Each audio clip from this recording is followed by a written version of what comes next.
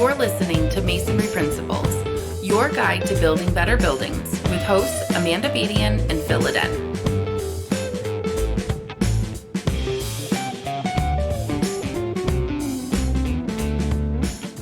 Thanks for listening to Masonry Principles. Today we have a special podcast episode. We will be discussing the CMU Checkoff program. Today we've brought on Major Ogilvie and Jim Gendron. Jim is out of Michigan and Major is out of Birmingham, Alabama. Thanks for being here, guys. Glad to be with you, Amanda. You're welcome. Well, thanks. Let's start off with Major. Can you just introduce yourself and give us a little information about who you are and how we got to where we are? Sure. Glad to be with everyone. And y'all, my history in the masonry business dates back to 2003 when I had the opportunity to join Ready Mix USA, Block USA here in Alabama. And during that time, managed 10 block plants in various southeastern states and got to have a lot of fun with everyone in this industry. I love this industry and I love the people. And that's the reason I've been so excited about this checkoff because with the caliber of people that we have in our industry and the history that we have and having the kind of product we have for the building materials industry, I believe we can have the very best checkoff in the country. Awesome. Well, thank you so much. And Jim, what kind of background do you have? Thank you for inviting me, by the way. It goes back to 1980. I started out selling cement for a company called General Portland, who ultimately was purchased by Lafarge Corporation. In 1987 is when I got into the block business, and I've been there ever since. It's been about 35 years. I never thought I'd have a passion for block. I can recall being at the National Concrete Masonry Association and watching a guy put a white block on the beach. And I thought he was a nut. And that nut is me today. So that's where I'm at today. Oh, I love it. So you're on the producer side in Michigan. What part of Michigan are you out of? I'm on the west side of the Detroit area. I'm in Plymouth, Michigan. Great. And so both Major and Jim, you've been a part of this CMU Checkoff since the beginning? Yes, we have. Awesome. Where do we want to begin? I think we should just explain to the listeners. Let's start off with what CMU Checkoff is. Yeah, so I think, even before that, I think a lot of our listeners, they're not so inclined with the masonry industry, but there's checkoff programs everywhere, right? We have milk, avocados, all these things that have checkoff programs. So I guess, Major, what at a high level is a checkoff program? Well, checkoffs support industries like ours that are small business oriented, that for the most part sell a commodity product that frankly have gotten to the point that they need to transform their industries. And that's what checkoffs do for an industry is help them to kind of redo themselves and the world has changed so much. But one thing we all know, we've needed to invest in our industry for a number of years to get up to the point. We no longer deal with a lot of local companies. We deal with national companies. We have a national product. It's sold around the country. And so checkoffs and our checkoff will allow us to, that's just one of the things that allow us to do is to be able to do promotion, do research, do education to get it to the next level, if you will, in terms of where our industry is right now. I think the other thing is that as we know, ours is a capital intensive business, and it requires money. It requires a long term, consistent supply of money, which is the reason that the group of people that originally were looking at checkoffs decided on a mandatory checkoff. And that's what they do. But I think the other thing that stands out to me, and going back, and I'm going back in the 2008, 2009, 2010 timeframe, in going around and talking with everybody, everybody knows, everybody knew we needed to better fund basic initiatives for us to be successful. And when I say everyone, I'm talking about 100% of the people that we talked to said that we've got to come up with a better funding mechanism. And again, 100%. So that really set a lot of wheels in motion to get us to this point. But that's been the driving factor, and that's what checkoffs allow you to do. Ours is our product is sold on a commodity, a bid type basis, if you will, but mandatory programs allow everyone in the industry to invest in our business and invest in our future. And they don't penalize you one bidder against the other because everybody has the chance and the opportunity to invest in our business and invest in our future and help it to be what we all want it to be. And that's a proper prosperous industry. And a lot of the other checkoff programs are through the Department of Agriculture, I believe. And so I think, I mean, is the CMU checkoff program? It's the first one through the Department of Commerce. Is that right? Yes, that is correct. If you look at the Department of Commerce, there are two things that we agree on that are areas that we both can build upon. They are interested in the resilience part of our product and those benefits that it brings to the table. The other thing is Department of Commerce heavily invest in manufacturing initiatives here in our country. So we fit those two criteria. And so we've got some common things that make more sense and made more sense for us to pursue it through the Department of Commerce rather than another agency out there. Sure, that makes sense. And with it being a mandatory program, I mean, I believe holistically, a lot of our producers do support this program, and I think it's awesome that they do. And I guess at a really high level, I mean, we're talking about this program would be 1 penny a block, essentially at the point of origin. Is that correct? Yes, that is correct. The legislation reads that it starts at a penny a block by a two-thirds vote of the board. Then it can be increased up to 5 cents over a period of years. I mean, we can't go from a penny to 5 cents right away.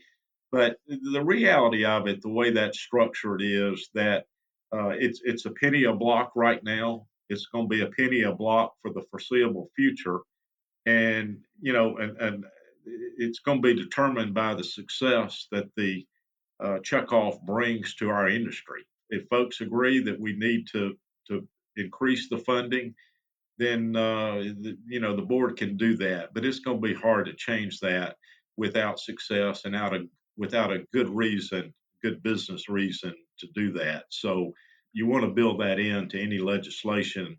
Is what we learned from the get go in terms of studying successful checkoffs. And I think what that penny means ultimately, and I mean, not to get super in the weeds on money, but we're thinking it's somewhere in the realm of like $7 to $8 million that we'll be able to reinvest in ourselves as an industry. Is that right? Yes, Phil, that's the first 10 years. We do have a an escrow account where we're asked to set some money aside for the first 10 years.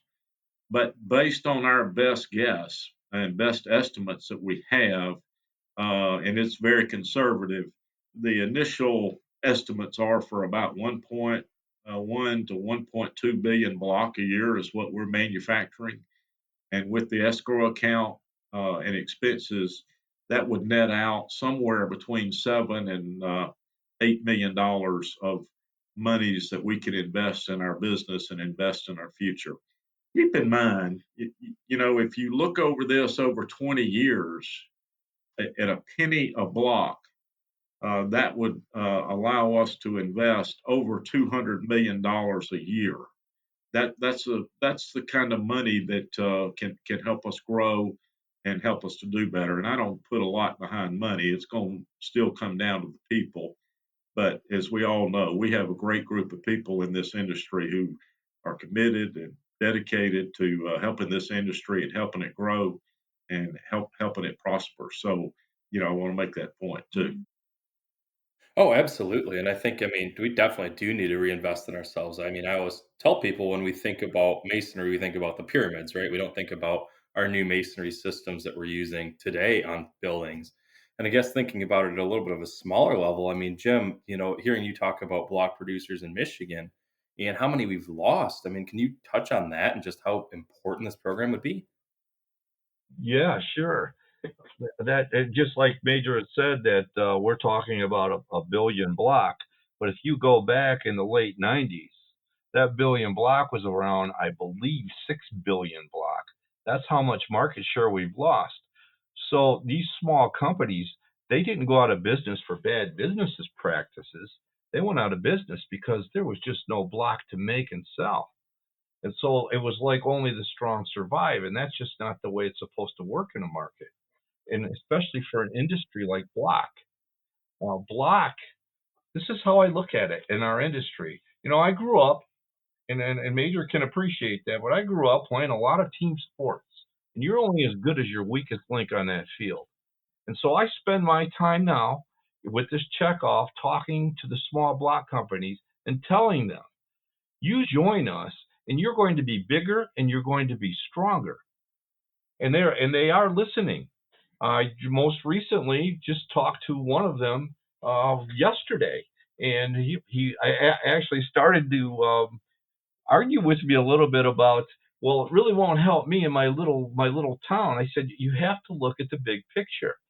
And this gentleman only manufactured 150,000 block. I said, imagine yourself manufacturing 500,000 block, and it's very viable with this system that we're talking about now. Yeah, definitely. And I mean, in addition to losing all that block, I mean, how many companies have we lost in Michigan, Jim? Do you know an idea? Oh yeah, we probably lost since I've been in the block business, I would say a minimum of 30 block manufacturers. 30 block manufacturers. And I mean, we have Besser, right here in Alpena, Michigan, which makes all the block machines. I mean, what does that tell you about our market right now? Our market is, we talk about it's funny, I've been having this discussion in the last week, but our market in block is still not that strong. Lumber, they're having a problem with lumber. Most recently, I just walked out of an architect's office before this interview, and they were planning on doing a steel building with a wainscot of block. That's now changed over to a load-bearing block building because they cannot get that steel building until next year, and they want that building up now. I've had two jobs on hold, not because of the block, but because they can't get the steel. And I don't even know if the jobs are going to go or not. The steel they're claiming maybe in November, maybe in April of next year. That's what we're experiencing now.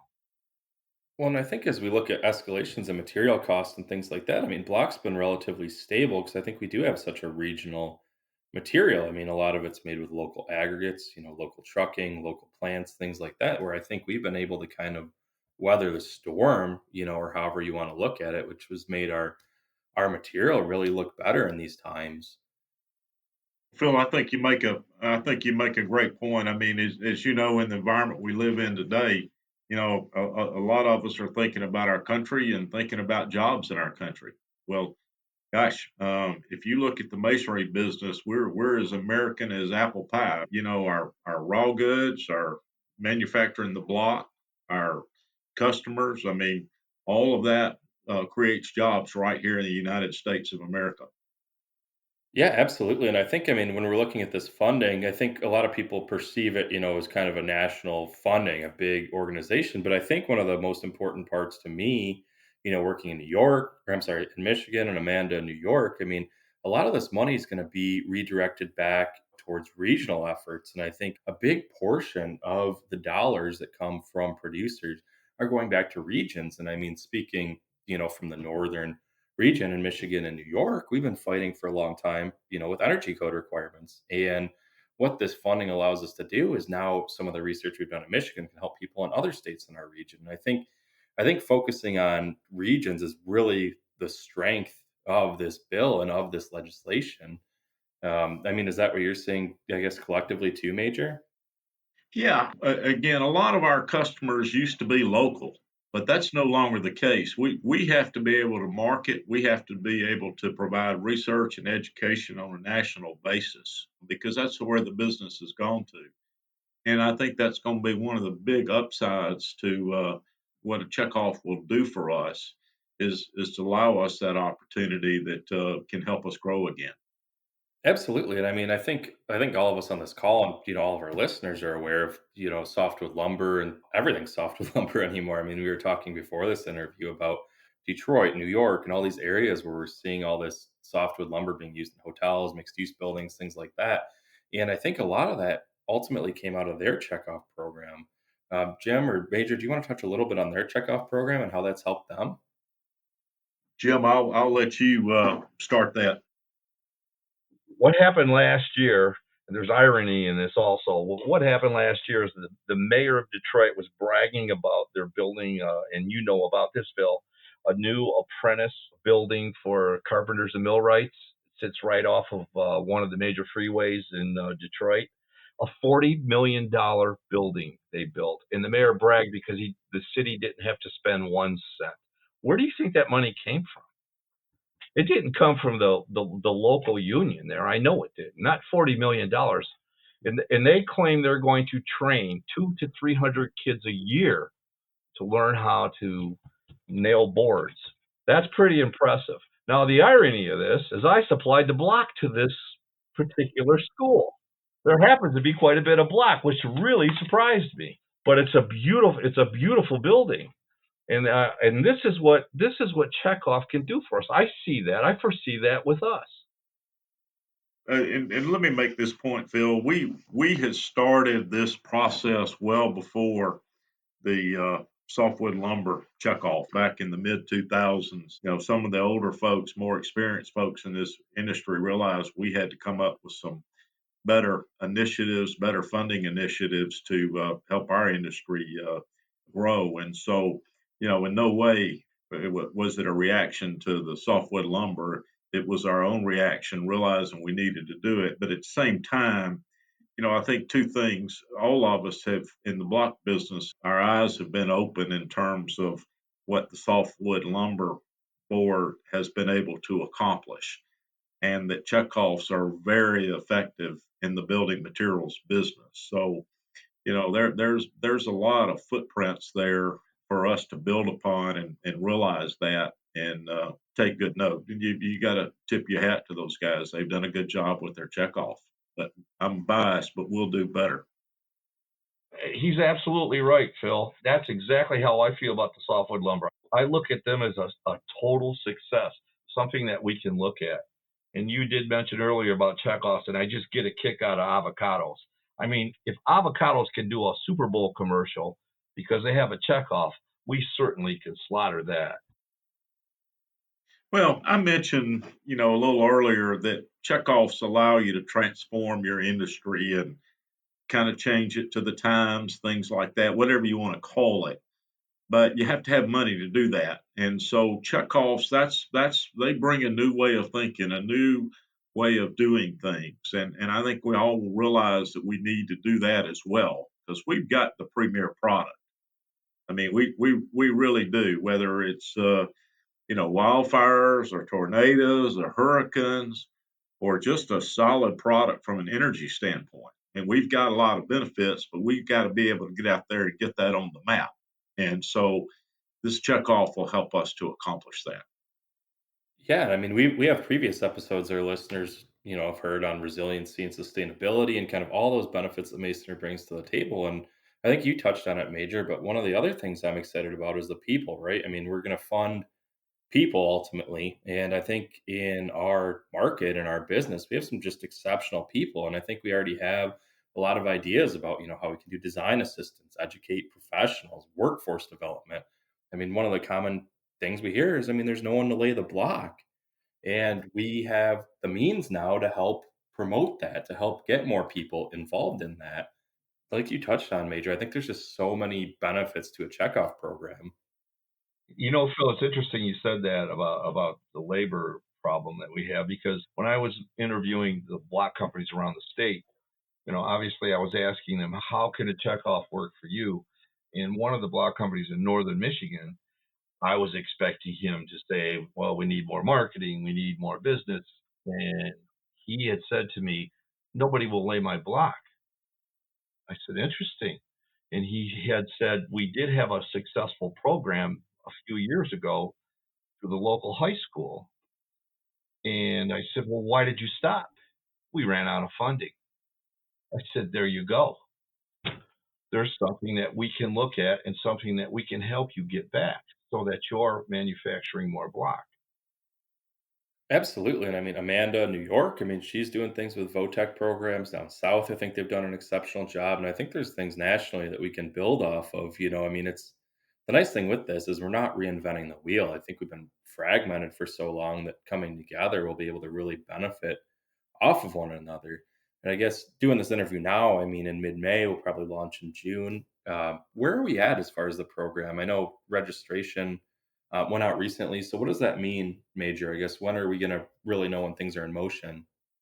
So Phil, we with everybody's hard work, and as y'all know, we've been working at this a long time, dating back to October of 2010, when I was asked to quote lead the effort, if you will. But where we're at right now, as you know, back in October of 2018, we passed the legislation through Congress, and our president signed it. Since that time, we've been working with the Department of Commerce on the order and various questions about that. We've had the draft order published in the Federal Register. We're waiting for the final order right now, but we did reach another milestone last Tuesday when Department of Commerce mailed out the registration forms. Want to remind everybody that you can't vote unless you fill out a registration form. So we've got about 30 to 45 days here, beginning last Tuesday, to get everyone in our industry to register to vote. So I hope everybody will talk about it. We've got registration form, copies of the registration form, both on the CMU Checkoff website and the Department of Commerce. If you want to go to their website and just click in search Department of Commerce Checkoff, it will pull the form up. And again, we need to be out there encouraging everybody to register. We've got to get that done in order for everybody to vote, which is what we want. You know, our numbers have always been solid in terms of support, so we're hopeful for that. But there's actually two votes that will come up, and the voting period will be a 30-day voting period as soon as the final order is written in the Federal Register and published publicly. And we anticipate that somewhere between now about 25 to 35 days. And as soon as that goes in, then everybody will have the final order to read and fully understand the checkoff and all the details that are in it, which has been vetted through our Congress. It's been vetted through the Department of Commerce. And so at that point, when they publish the Federal Register, we'll have a 30-day voting period. So, don't really know the timeline, but would figure that the voting should be completed by the end of July, possibly earlier. So, again, we're through all our hard work, we've gotten another milestone last Tuesday in terms of the registration form. And this is leading up to the vote, which is what we've been working so hard to get to. Thank you, Major. Yeah, I mean, I think we've covered a lot about, what the program is, kind of the funding, where all those things are going. So to kind of wrap it all up, I guess, Jim, is there anything you want to add? And then we'll go to Major and then close it out. Yes, I just like to add, I'm waning down in my years and my career here. And the only thing I wish is I wish I was 40 years old again, because when this thing happens, it's going to be a whole lot more fun than it has been. Well, I just turned 32, Jim, so you can live vicariously through me. What Okay. about you, Major? I agree with what Jim is. Let me put it in a little bit different terms. So, checkoffs make you wonder what things could be. They make you think about that.